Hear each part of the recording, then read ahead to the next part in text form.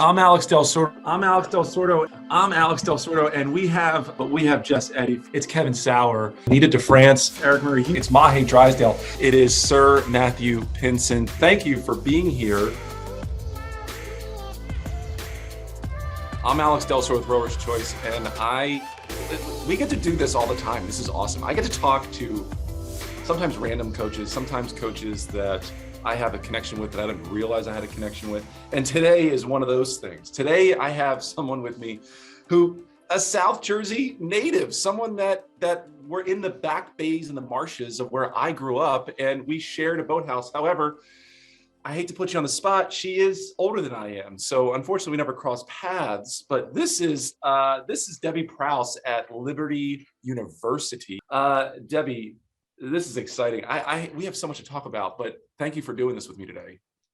Thank you for having me, Alex. It's a pleasure. I did not realize that that when I met CJ, that he was actually involved in this podcast. So this is kind of really cool. And I've been a listener for a long time now. So to actually be chatting with you is a pleasure. Oh, man. I got to tell you, Debbie, we've been doing this a long time. It feels like a grind, and we don't get a whole lot of like, hey, great job. Thank you so much for doing this. So that was really nice to hear. Now, I know the answer because I just know the answer, but where were you and when was it when you had your first stroke in a rowing boat? That would have been my freshman year of high school, spring of 1984. Okay. I love it. Yeah. Where were you in spring of 84? Okay, so Brigantine Rowing Club, rowing for Holy Spirit Girls Crew in its second year of existence. So when I was an 8th grader, I had heard that, the girls team, they were trying to get a girls team together. And then so my brother, Bob, actually rowed for Spirit Boys prior to me. He's 4 years older than I am. So I had been watching him row.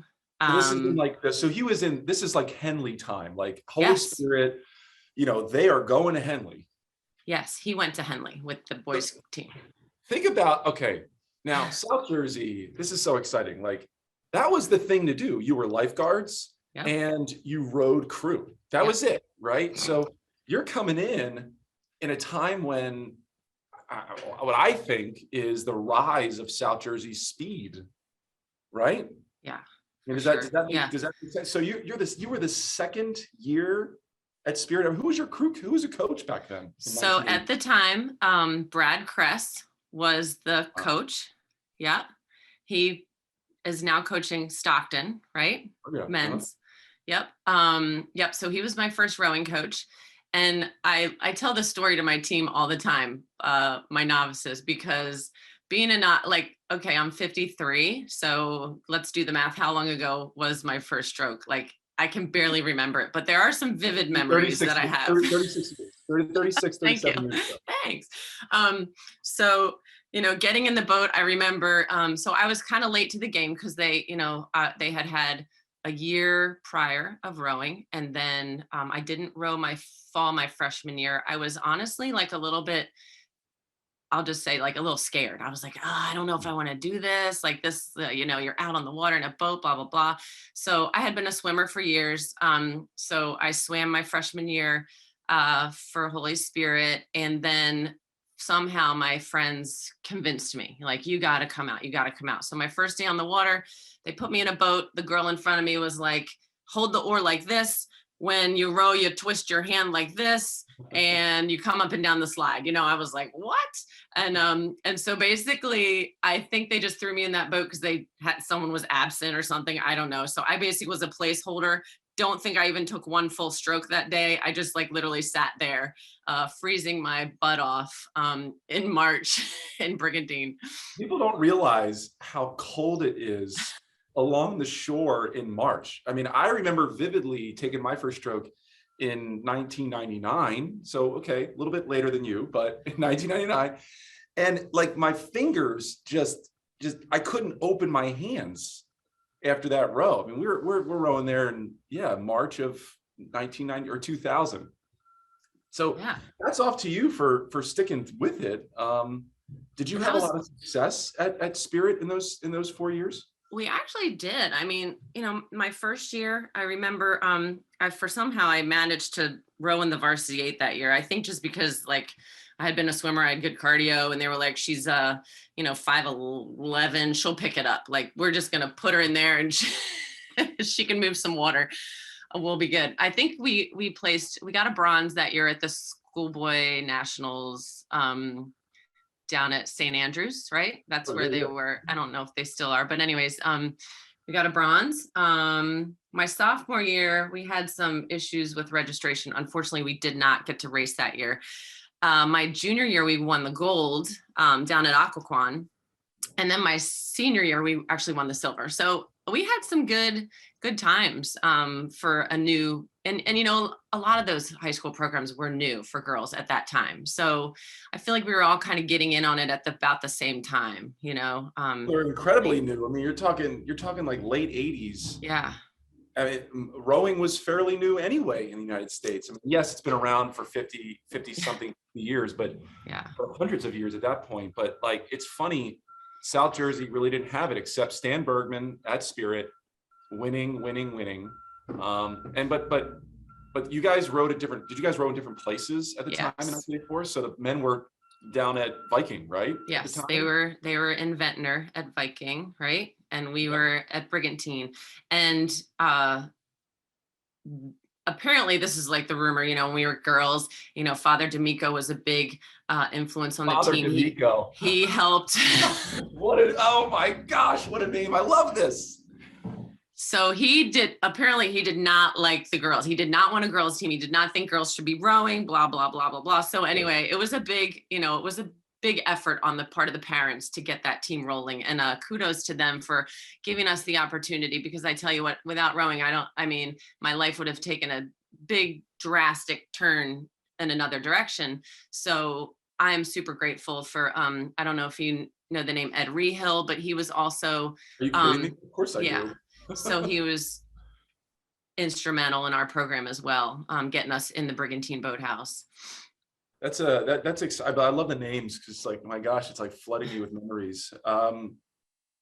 Okay, so you do Spirit, and I believe I looked through your sort of profile. I do some research, and you went to BU. You went to Boston. That's a big deal. I mean, did you continue your rowing career up in Boston? Is that where you? I did. Yeah, absolutely. So, having my brother, I was kind of following his life and his rowing career, and he would, while I was in high school and I'm rowing and he's rowing at Penn, I would go up to Head of the Charles, to watch him row with Penn. And just always loved the feel and the energy of Boston. And so when it came time to look at schools, Boston University was definitely on my list. I was also looking at University of Washington, Seattle, University of Wisconsin. I visited those schools, but man, they were so far away. And I just thought, that's kind of a long ways away from home. Penn didn't accept me, so Penn was out, Yale was out. They didn't accept me either. So those sons of guns, man, what they missed out on. Oh. So lo and behold, I get accepted to BU. At the time, Stuart McDonald was the coach. So I rowed for him my freshman year. We did okay. I was one of the young ones in the V8 my freshman year. And then sophomore year comes around, we have a major coaching change. Anna Considine, who was the freshman coach, became the head coach for the women. And with the coaching change, a lot of people fell off the team. So that was like a huge rebuilding year. We were just like trash that year. It was rough. So rebuilding year, sophomore year, rebuilding year. Where were you on that spectrum? Were you on the spectrum of, I really like the new coach, or were you on the side like, oh, why the heck did this happen? I think because I was only with Stuart for a year, I was fine with it. Like, I thought Anna was awesome, and I still think she hung the moon for us. Like, she was amazing. And I don't know if you know Anna Considine, but she is from Polish descent, or she came from Poland. So she very broken English when she was coaching us. So we have when we get together with the team, we have lots of honest stories, how she would relay how to row to us, and her terminology and everything was just fascinating. But she was incredible. She took no crap from anybody, and she was just all business, and I loved her. And so junior year was kind of a rebuilding year. I don't believe we really had anybody graduate my junior year. So senior year, we had an incredible year. We were pretty much undefeated fall and spring, except for, I think, at ahead of the Schuylkill and the head of the Charles, I think like a national team boat beat us or something like that. But I mean, we had the most incredible year. And I owe that. Are you still connected to those women from that year? Absolutely. Yes. Like several of them. You can't get away from that, right? Like it's something that it's just, you experience that and they're your best friends for life. Absolutely. How about high school girls? Like, are you still connected to some of the old Spirit teammates? Absolutely. In fact, funny you should ask that, because at the head of the Charles in 2019, and then this past year, we got I was able to row in the Director's Challenge, right? The mixed eight. Yeah. And so Sarah Field, Sarah Baker Sullivan, and Sue Rawcliffe and I were the four females in that boat. And I went to Spirit with Sarah Baker Sullivan. So we went to Spirit together and then on to BU together. So, and she was in the boat with me when we won nationals in 91. So we are friends from long ago. My mom actually was the nurse who delivered Sarah Baker's youngest brother so like that's like going way back. So yeah, Sarah's great. We remain close friends to this day. So you win nationals in 91. You must be just over the moon. You got to feel like Wonder Woman at this point, right? Like nothing can stop me. What happens in 92? What happens in 93? What do you do? What's going on? So funny enough, I got married to the love of my life, Jeff Prowse, and I decided to hang up the oars, and I was a Marine Corps wife. So I literally, like, 91, win nationals, get on a plane, fly down to Pensacola, Florida. Jeff is in Marine Corps flight school. Boom. So my rowing career just like ended. Wow. pull the rug out from under me. I had been to some junior camps. I had been to a pre-elite camp. I loved rowing. It was a passion. But after 8 years, I was kind of like, I don't know if I can go any further. I don't know if I can go any longer. This is wild to me. So fun. So you had a Polish descent coach with broken English, right? You guys grind it out. You win nationals. 92 Olympics are around the corner. And I can't imagine what it's like from a national team coach perspective. I mean, like, you have a 5'11" national team winner, like national winner. And they're not coming after you and saying, hey, jump in the 4. Come on, jump in the quad. Let's get in the 8. Let's build something. You just said, nah, I'm good. See you later. Yeah, that was it. Boom. Wow. Yeah. I can't do that. Like, I can't do that. So now you said something. You said you did some national team stuff and junior national. I think somewhere in there, there was this like U.S.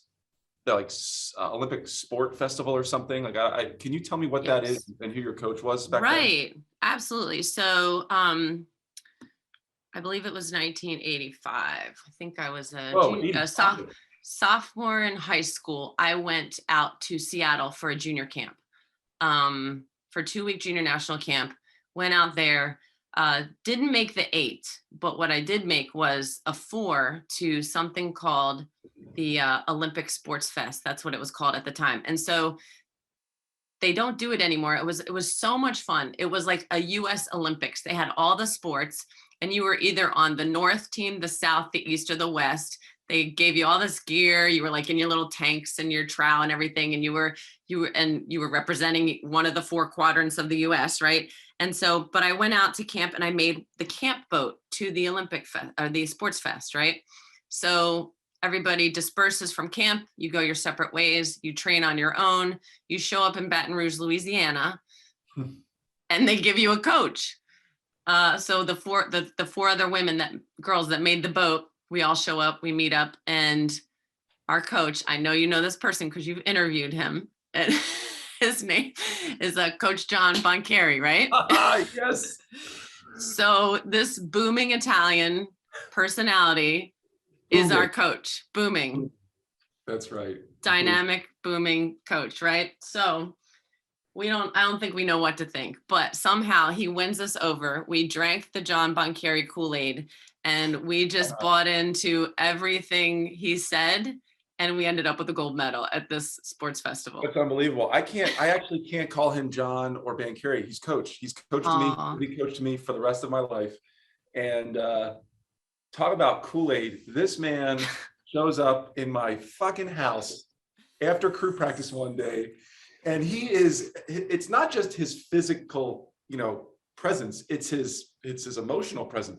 He filled my living room, and we're eating pizza. And he says, "You're coming to row for me now." And I'm just like, okay. And I just start walking to him okay, I guess I'm doing that now. I can't imagine how much more youth he had in him in 1985, right? I caught him when he was, gosh, I don't know. He was already married at the time. He had kids.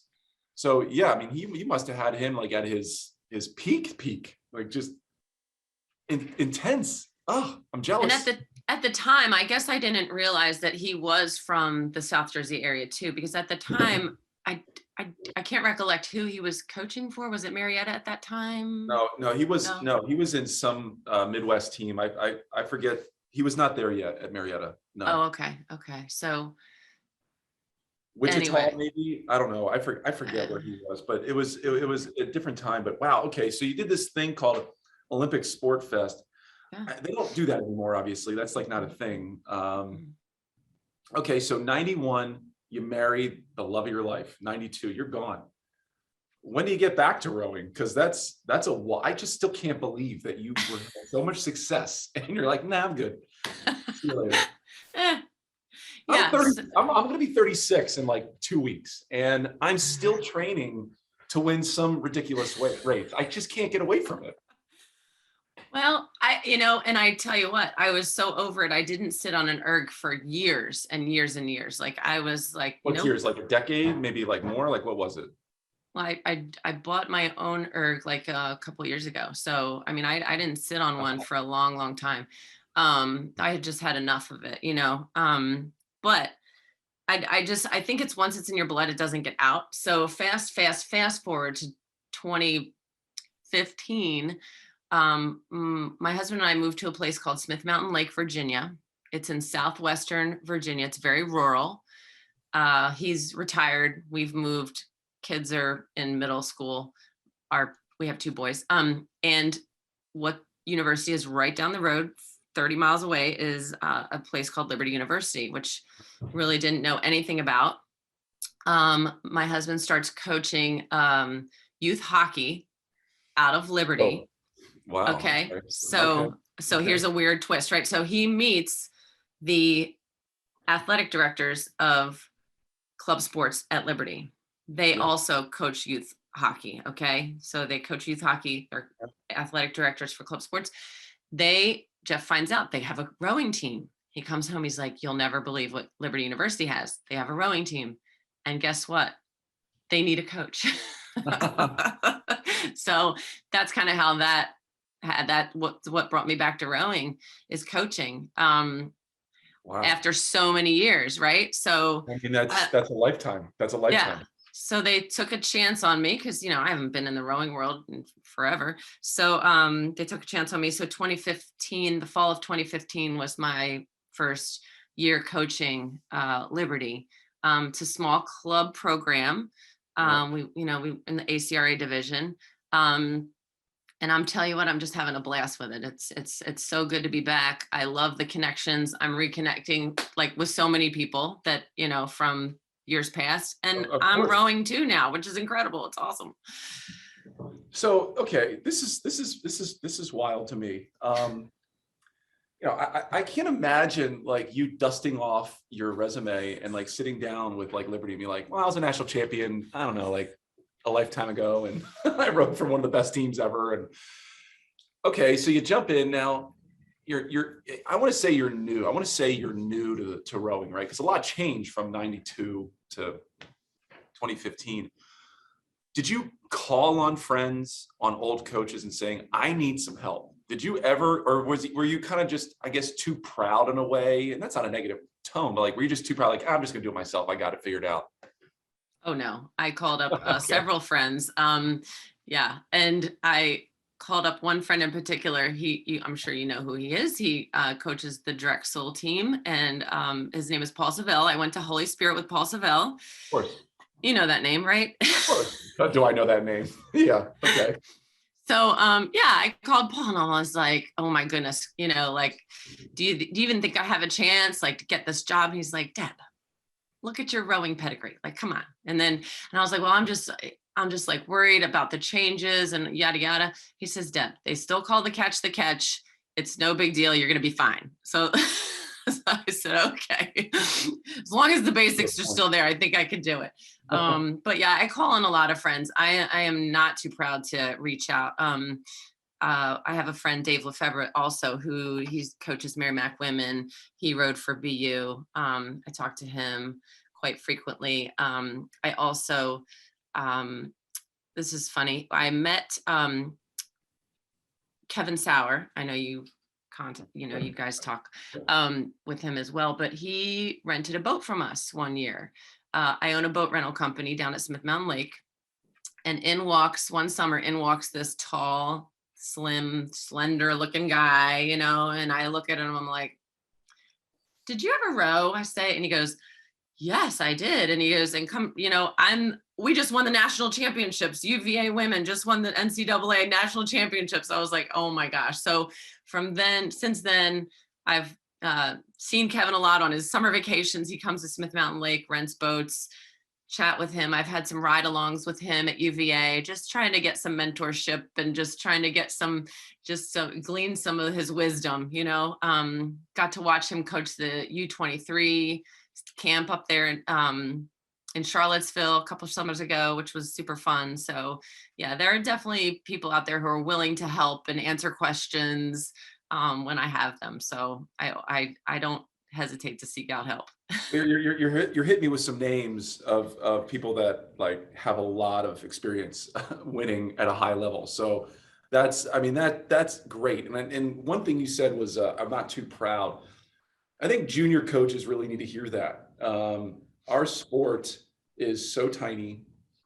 Our sport, we all want other teams to be successful, right? Like, as much as Kevin wants to win the national championship, he's happy that Texas wins. He's happy that the sport continues to drive and change people's lives, right? So I love that you're able to reach out to these people and continue to grow your team but you're a club sport. So one of the questions I had for you here is, what's your biggest challenge running a club program? Is it the funds? Is it the not getting athletes to buy into the culture? Like, it's a club team, so it's a little bit different of a vibe than like an NCAA Division 1, 2, or 3 team. What's your biggest challenge? Absolutely. I think it's been recruiting, trying to find kids that I do get a sprinkling of kids that have had rowing experience, but I also find that kids that have had rowing experience that come to Liberty don't necessarily want to row anymore. They've had enough. They're done. So I'm really reaching out to those kids that have never rowed before. That's like kids that just choose to go to Liberty.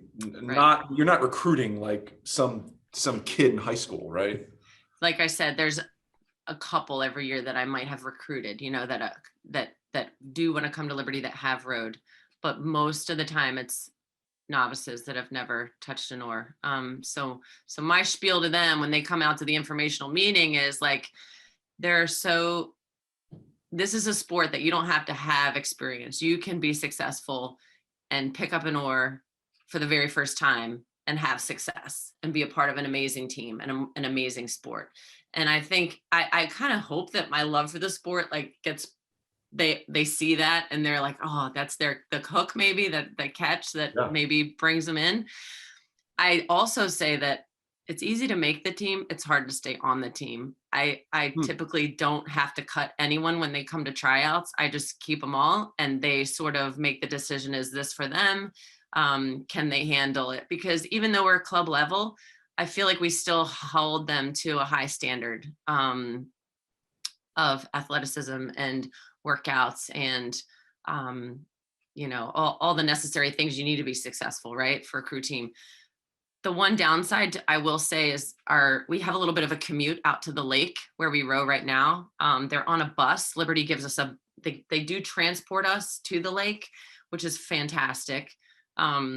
Funding for us, we're so blessed for Liberty. They treat us out, they fund us. Like we have a nice budget. We don't Wow. have to beg, borrow, steal for rides to races. It comes out of our budget, but we have show up in a nice bus. We have great equipment. Like, we're so thankful that we have that. So I try to tell the kids, like, yeah, you might not be getting scholarships, but you're treated very well by your university. So How did you fare in the just like anybody, like the pandemic? Like, did your team like this accordion effect of like, oh, you lost them and now you're building back up again? Like, yes, absolutely. We lost a bunch of kids that didn't necessarily want to row during COVID. So I think we were down to like 5 kids during COVID. We had some small boats, so that was great. They got to learn how to scull.